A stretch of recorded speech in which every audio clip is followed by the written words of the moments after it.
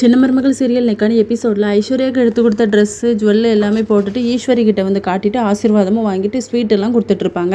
அடுத்த சீனில் பாட்டி வந்து வசந்திட்ட கேட்பாங்க, என்னடி கேசரிலாம் பண்ணீங்க, எனக்கு ஒன்றும் தரலையே அப்படின்னு சொல்லிட்டு.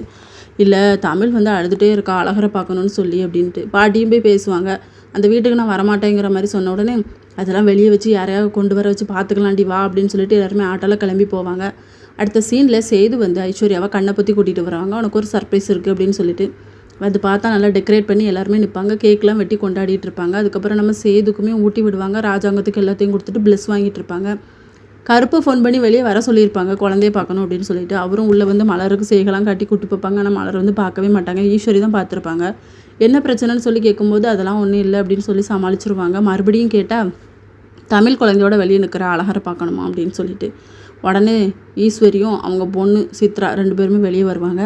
அப்போ நம்ம தமிழ்கிட்ட சொல்லுவாங்க, உன் பிள்ளைய பார்க்கணுன்னு வச்சுக்கோங்க, நீனே உள்ளே வந்து பாரு அப்படிங்கிற மாதிரி பாட்டி வந்து முறைச்சி பார்த்துட்ருப்பாங்க. இதோட நெக்கான எபிசோட் முடியுது.